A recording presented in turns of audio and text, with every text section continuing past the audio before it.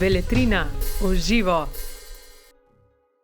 Spoštovane gledalke, spoštovani gledalci, priklikali ste na novo izdajo cikla Beletrina v živo, kjer se bomo danes pogovarjali o zgodovini in pogovarjali se bomo z zgodovinarjem. Ob meni je spoštovani profesor, akademik, slovenski zgodovinar in avtor velikih knjižnih uspešnic, dr. Jože Pirjevec. Profesor Pirjevec, me veseli, v veselje in čast mi je, da se nocoj tukaj pogovarjava. O čem se bova torej pogovarjala? Pogovarjala se bova o življenju in delu slovenskega revolucionarja, partizana, slavista, politika, akademika in humanista Antona Vratuše. Zakaj? Ker je te dni pri Beletrini izšla njegova knjiga Trojno poslanstvo profesorja Urbana, ki jo je kot soavtor podpisal tržaški zgodovinar Sandi Vovk. Gre na nek način za avtobiografsko delo, ki opisuje eno od nalog, ki se jih je med drugo svetovno vojno lotil Anton Vratuša. Vran oziroma profesor Urban, kot sta bili dve od njegovih sicer številnih konspiracijskih oziroma konspirativnih imen med drugo svetovno vojno. Takrat je profesor Urban po nalogu Borisa Krajgerja odpotoval na sever Italije, kjer je imel za nalogo, da naveže stik s predstavniki italijanskega odporniškega gibanja. Ampak o tem nekaj kasneje. Mogoče čisto za začetek nekaj besed o Antonu Vratuši. Njegov CV se bere zelo impozantno, če smem tako reči. Bil je partizan, odpornik, diplomat, znanstvenik, šef Kardeljevega kabineta, predsednik republiške vlade, podpredsednik zvezne vlade, v času Jugoslavije zvezni poslanec, član Slovenske akademije znanosti in umetnosti. Njegovi sogovorniki pa so bili pravzaprav vsi veliki šefi v povojni Jugoslaviji, Tito, Ranković, Kardelj, Džilas in verjetno še marsikdo. V tujini denimo Palmiro Togliatti, vodja italijanskih komunistov po drugi svetovni vojni. Skratka, če tako rečemo, ko ste se, gospod Pirjevec, pogovarjali z njim, ste se pravzaprav pogovarjali z zgodovino 20. stoletja v eni osebi. In zelo zapeljivo zgodovino, zaradi tega, ker je on znal vse to, kar se mu je zgodilo, prikazati na izredno oseben način z pogostimi epizodami, anekdotami, pač opisi ljudi, s katerimi je imel za opraviti. To v knjigi večkrat omenite, ne, da je bil zgovoren, da pa o nekaterih stvareh pa ni želel govoriti. Točno. Je bil po svoje nekako tih človek. Ni se razdajal. Kadar se je nekako sprostil, je z veseljem govoril predvsem o svoji mladosti. Takrat je bil najbolj, bi rekel, svoboden. Ko je pa zašel v poznejša leta in v poznejše aktivnosti, posebno po vojni, je postal dosti bolj previden. Jaz sem si želel, da bi kaj več povedal in se ga skušal tudi nekako spodbuditi, da bi pač govoril, ampak on je rekel, moja maksima je bila ta. Imam svoj posel, se bom zanimal za to, ga bom pač izpolnil tako, kako je najboljše mogoče, ampak za vse ostalo pa se jaz ne brigam, kar ne verjamem. Kako ste napisano noter, ne sprašuj več, kot potrebuješ za lastno delo? Točno.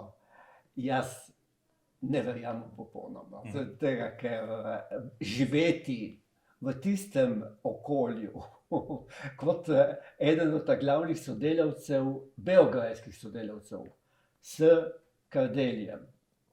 Prej še z Rankovićem in Miculovićem.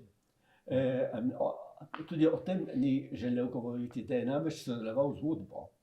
Ja. To je bilo nekako tabu, je preslišal, ampak je imel izredno zanimive zadolžitve.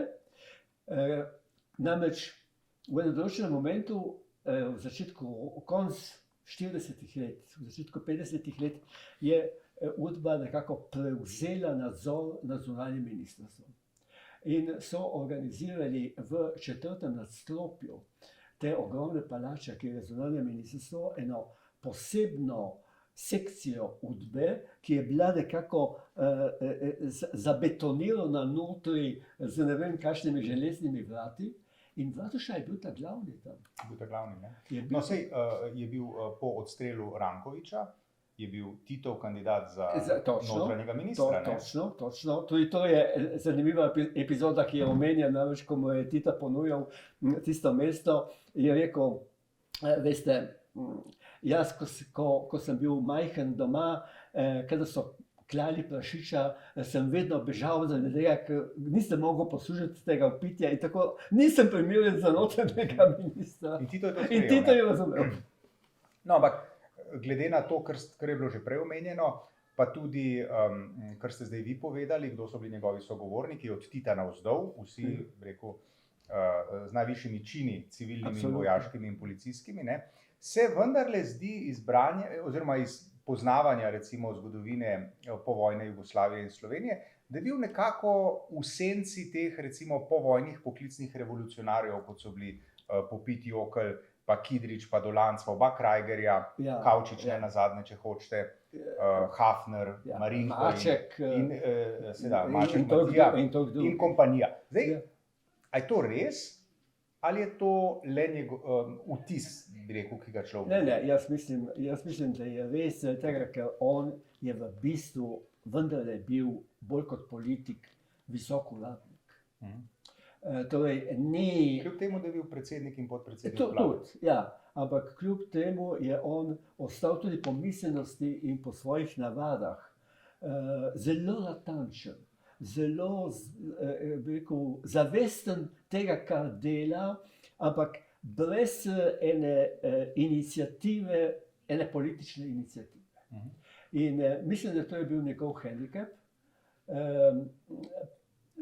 Delno povezan z njegovim izvorom. On izhaja iz ene zelo preproste, revne družine, prekmurske, katoliške. Mati je bila zelo, zelo verna, oče zelo manj, ampak hodili so k maši. Ne vsako nedeljo, pravil je, recimo, ne vem, če sem to povedal v svojem vodnem tekstu, da nekdo je moral ostati doma, ko so šli v nedeljo k maši. Včasih se je zgodilo, da je on moral ostati doma in je moral pripraviti kosilo. In tako da je znal tudi dobro kuhati. Torej, ampak na vsak način Mislim, da tega ni v vašem spremnem tekstu. Kot pa je ta background, rečemo kmečki, konservativen, religiozen, je ostal v njem. In je še, po mojem, živel, je imel na določeno simpatijo. Jaz sem tudi videl, ko sem šel z njim v Prekmurje, koliko župnikov je poznal. No, ste mi dali stočnico zdaj, da se mogoče navežem še na en podatek, ki ste ga vi navedli, bolj anekdoto, no, v svojem spremnem tekstu. Namreč zgodba o tem, kako vas je takrat, verjetno kot mladega raziskovalca, zgodovinarja v 70-ih letih, on pa predsednik vlade, se je hotel z vami sestati in kam vam je, ni vas povabil na Brdo, ni vas povabil v Titovo vilo, Podrožnik, tam v Rožno dolino, v Šestico. Ni bilo v njegovem stilu. Sej to me zanima. Kaj se pravi, povabil vas je v Šestico, ki verjetno že takrat ni bila najboljša ljubljanska restauracija, kot danes? Solidna, gostilna, ne? Ja. In kaj nam to govori o njem kot človeku in politiku? Ja, predvsem to, da je on nekako še vedno ne razumel, kako me je sploh opazil. Ker mi tega ni povedal. Jaz mislim, da mogoče zaradi tega, ker je bilo mogoče moje glose v Primorskem dnevniku ali kakorkoli so ga opozorili name. Takrat, ko je prišel v Ljubljano, to je bilo konec 70-ih let, na začetku 80-ih let, je rekel, jaz pravzaprav slovenske stvarnosti nisem dosti poznal, zaradi tega, ker sem živel celo svoje življenje ali v Beogradu ali v tujini. On je bil dolgo časa v New Yorku in mislim po svetu, v Ljubljani pa ne. In je rekel, zaradi tega moram jaz spoznati Slovence. In med temi Slovenci, še zdaj ne razumem zakaj, je izbral tudi mene in kar naenkrat dobim eno pismo, imenitno pismo kabineta, ne? Od predsednika vlade, ki me vabi na kosilo. Seveda sem rekel, da bom šel. In tako sva se spoznala in moram reči, da se je v tistem trenutku, ali med tistim kosilom, ustvarila med nama ena simpatija in en odnos, ki je potem trajal do njegove smrti. On me je čisto enostavno imel rad. In jaz sem ga tudi imel rad, sem ga spoštoval in sem ga imel rad. Zdaj, če se posvetiva njegovi misiji, tako rečem, ne? Vaš kolega, tržaški zgodovinar Sandi Vovk, soavtor knjige tudi, ne, pravi, da je bila ta Vratuševa akcija na severu Italije v zgodovinopisju vendarle nekako spregledana. Ne? Ampak deva v razlogih za to mogoče malo kasneje, pa bi vas zdaj prosil, dajte opisati, vas prosim, to akcijo, se pravi med drugo svetovno vojno, Vratuša na komando, da tako rečem, Borisa Krajgerja, odide v severno Italijo, v Vicenzo, v Milan, ja, tako, kjer si prizadeva navezati stik z italijanskimi odporniki. Akcija je precej bondovska, tako, ne, kdor bo bral, mestoma, kot bi bral Jamesa Bonda. Gotovo. Vratuša je imel tudi fizik de rol, ker je bil postaven, visok, fajn fant, imeniten fant. No, na vsak način, najprej treba povedati naslednje. On je hotel govoriti jezike. Njegov oče je govoril madžarsko in nemško, in mislili tudi hrvaško. In on Vratuša je rekel, ampak jaz hočem pa še več. In je že kot mlad se sam začel učiti jezike. Nakar se je moral naučiti italijanščino, zaradi tega, ker so ga leta 1942 aretirali tukaj v Ljubljani. Najprej so ga poslali v Gomels, potem so ga poslali na Rab. Si lahko predstavljate, v kakšnih razmerah so živeli, ampak to je bila ena imenitna prilika, da se naučiš jezike. Se moraš naučiti, nekaj se moraš naučiti italijanščino. No, tako je, torej on, ko je po 8. septembru Italija propadla in ko so se ti arabski ujetniki organizirali in uprli, organizirali so se že prej pravzaprav, na kateri način so se uprli, prevzeli oblast na Rabu, ne? Na Rabu, šli s tem odurnim poglavarjem Raba, Pujulijem, na kopno, v Mašun, ki je bil en center partizanskega gibanja. Ampak poveljnik do tja ni prišel, ne? Kako pa si? Poveljnik ni prišel do Mašuna. Se je prerezal vrat, bi ga mogoče tudi rešili, ampak vojaški zdravnik, partizanski zdravnik je rekel, še za partizane nimam krvi, ne bom temu dal transfuzije, in tako je pač umrl in po pravici zaradi tega, ker je bil ena zverina. No, na vsak način je Vratuša prav zaradi tega, ker je znal italijansko, kar ni bilo tako splošno takrat pri nas, je bil zadolžen, da stopi v kontakt z italijansko rezistenco. Pri tem bi želel poudariti naslednje. Brez naše rezistence, brez našega odporniškega gibanja, italijanskega odporniškega gibanja ne bi bilo. Govorite o slovenskem? Ja, našega slovenskega. Mi smo dali zgled Italijanom, da so se uprli. In poleg drugega smo jih tudi finančno podpirali, tega ne smemo pozabiti, ne glede na to, da je Kardelj v bistvu bil posrednik med Moskvo in italijanskimi komunisti na Apeninskem polotoku. Na vsak način, Vratušo so torej zaradi tega, ker je znal jezik, ker je bil tudi koliko toliko študiran in podjeten in korajžen in tako dalje, so ga poslali v Milan. Pride v Milan brez dokumentov, brez kakršnega koli pisma, ki naj bi ga predstavil ali kaj, in ti komunisti italijanski mu ne verujejo, ali ga ne sprejmejo in rečejo, podi nazaj in prinesi en papir, predstavljate si neumnost. V tistem trenutku z Italijo, severna Italija, polna fašistov, polna Nemcev, tako da je dosti riskiral in je večkrat tudi se znašel pač v škripcih, v težkih situacijah. Je bil pa vedno toliko, bi rekel, bister in prožen, da se je znal izmazati in je vedno je preživel.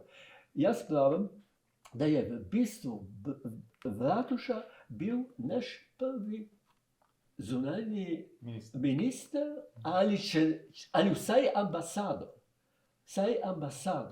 Zaradi tega, ker je torej navezal te stike z italijansko rezistenco, jo je opazoval, jo je ocenil, je ni visoko cenil. In to me, bi rekel, v njegovem tekstu zelo zanima, zaradi tega, ker je kar precej kritičen do tega, kar je opažal v Italiji. Ampak je torej, kot pravim, nekaj mesecev, tako rekoč romal gor in dol in skušal predvsem najti en dogovor glede meje. Kje bo bodoča slovensko-italijanska meja? Kajti Italijani so hoteli čisto enostavno ohraniti mejo, Rapalsko mejo. Iz te njegove ambicije, ki ste jo zdaj omenili, se pravi dogovor o meji, je izhajalo tudi nezaupanje, ki ga je bil deležen od italijanskih sogovornikov. Absolutno, zaradi tega, ker kot pravim, on je trdil, da ta Rapalska meja nima več nobenega razloga, da obstoja. Tudi zaradi tega, ker je bila cela Primorska praktično v rokah partizanov, razen nekaj mest. In da je treba torej upoštevati to dejstvo, razumeti naše nacionalne zahteve. Italijani so bili, kar se tega tiče, precej gluhi, ne toliko komunisti, koliko ostali, ker ne smemo namreč pozabiti, da je bilo italijansko odporniško gibanje bolj kompleksno, kako je bilo naše, zaradi tega, ker so bile razne struje. Oni niso poznali dolomitske izjave, niso poznali. V Pohom Gradcu je bilo določeno, kako in kaj. Komunisti so bili močni, so bili najbolj udarni, ampak so vendarle morali upoštevati tudi te svoje zaveznike. Zakaj je bila ta, kot je gospod Sandi Volk rekel, ta akcija na severu Italije dolgo časa spregledana? Zakaj? Jaz mislim prav zaradi tega, ker ta problem meje je po letu 1945 ostal še zelo živ, se sploh ni rešil. Torej, Vratuša v tem smislu je zastavil vprašanje, ampak ga ni rešil. Bilo je treba še dosti borbe, dosti pogajanj, vseh mogočih dejanj, da smo vendarle prišli do meje, do katere smo prišli, pa še v tem primeru nismo dobili vsega tistega, kar smo zahtevali.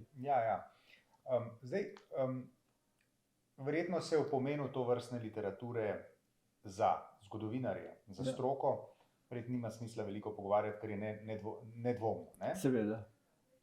Pa me zanima nekaj drugega, da tako rečem, za civiliste, za beročo splošno javnost. Kje je teža takšne literature? V sami pripovedi. Ker je to ena pripoved, ki te prevzame prav zaradi notranje dinamike dogajanja, razmišljanja o ljudeh, ki jih je on srečal, o zgodbah in nevarnostih, ki so se mu zgodile. V tem smislu je to en tekst, ki je redek v naši zgodovini.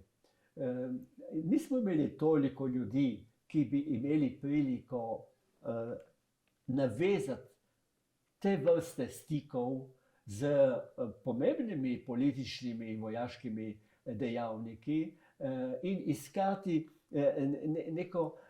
nek izhod oziroma nek dogovor o zelo važnem vprašanju za našo bodočnost. Govorimo o meji. O meji. Če bi vas, recimo, kot dobrega poznavalca zgodovinske literature, arhivov, slovensko-italijanskih odnosov, italijanske zgodovine tudi, ne, če bi vas vprašal po recimo seznamu 3 knjig, ki bi jih bilo vredno brati kot, bi rekel, uvod v knjigo, o kateri se nocoj pogovarjamo, ali kot dopolnilno branje, kaj bi to recimo bilo? Ja, pa recimo, da je v slovenščini. Jaz sem zdaj pomislil na eno italijansko knjigo. Pa jo povejte. Sicer mojega kolega Tržaškega, ki je napisal predzgodbo. To, kar se je dogajalo v bistvu do vojne v našem prostoru, zakaj je prišlo pravzaprav do take napetosti med obema etnijama in tudi do takega sovraštva. Tisto, kar je v tej knjigi, naslov je, torej avtor se imenuje Raul Pupo. Naslov knjige je Adriatico Amarissimo, torej grenki Jadran, po Danunciju. In kar je zanimivo v tej knjigi in pomembno, po mojem, je, da ta avtor prvič, po mojem, prikaže trpljenje enih in drugih in tudi grehe enih in drugih.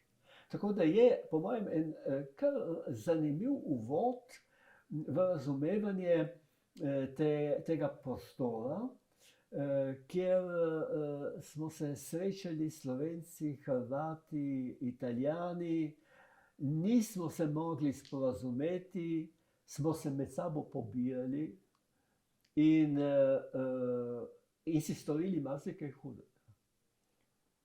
Pa recimo še ena slovenska? Ja, recimo kakšnega Črmelja. Črmelj, to je že star avtor, ampak tudi on pripoveduje to zgodbo, bolj za slovenskega zornega kota, seveda. Ampak imamo potem logično tudi bolj moderne, recimo, no, če mi dovolite, bom kar povedal, Trst je naš. Jaz sem napisal knjigo s tem naslovom.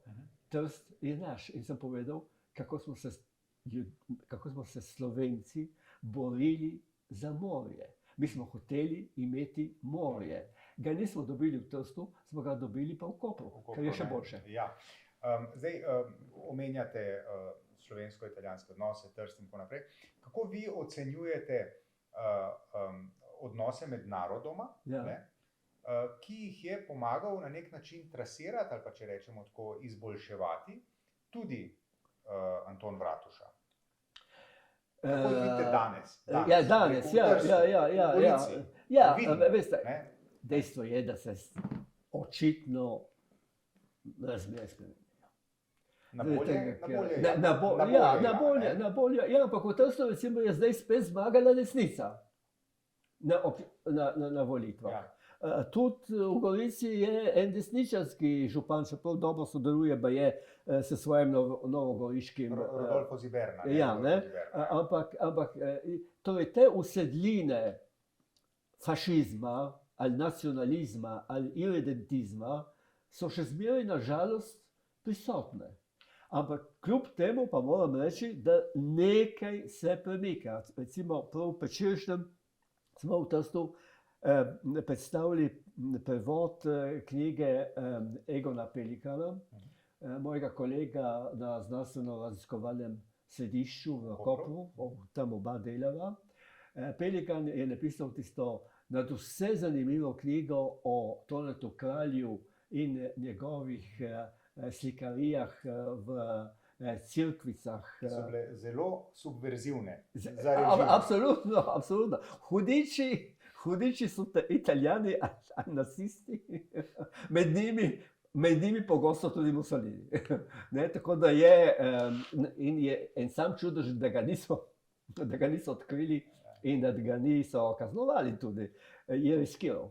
Tone Kralj je riskiral. No, na vsak način smo pripravili tole predstavitev in dvoranca, kjer smo imeli, je bila polna in niso bili samo Slovenci, so bili tudi Italijani, ki se pač zanimajo, ki vejo, ki čutijo, da je treba pač spremeniti razmere. Zadnjič sem šel s taksijem domov in mi reče, ampak vi ste profesor, veste, jaz strašno ljubim zgodovino, imam eno vašo knjižico tukaj v taksiju in jo dajem svojim kolegom,